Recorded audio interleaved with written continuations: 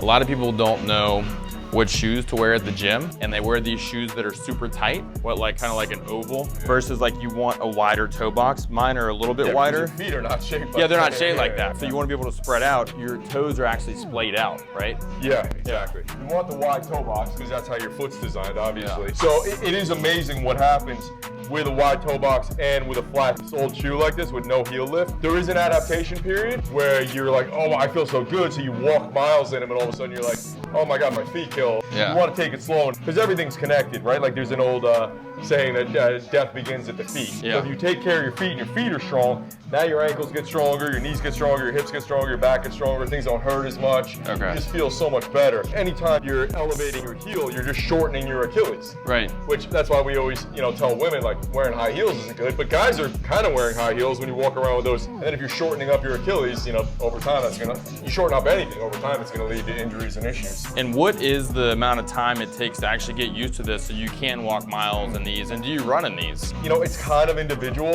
Everybody adapts differently. What I recommend, because again, for my age, and I'm 48, and the guys I work with tend to be in my age bracket, so I tend to tell everyone to overdo it with adapting to anything that we're gonna do. Yeah. Like if guys are like, hey, I'm gonna start doing hill sprints, I'm like, all right, do one hill sprint today. Start with one. Yeah, don't do 10. Yeah. So with this, I'll be like, just walk around the gym in them, walk maybe 100 yards or so for a few days, and but if you're someone who has a very active job and you're gonna be walking 10,000 feet in these, I guarantee you're gonna have plantar and Achilles issues. Take it slow, probably a few weeks or something like that. So Vivo Barefoot, one of the top brands out there for these. Yeah. What about barefoot lifting? Yeah, I mean, Arnold did that. I think that's great. I mean, honestly, because this is my own gym, a lot of times if we're not filming or whatever, I would have no shoes on. It's a great thing to strengthen your feet. You can't do it at public gyms, but this is the next best thing, really, Or even the Vibram, something, barefoot. Those are great. So not the most stylish looking. They're not. It's Right. not always the most stylish. Yeah. Isn't linked to function, but you want strong feet and strong body, right? Yeah, 100%.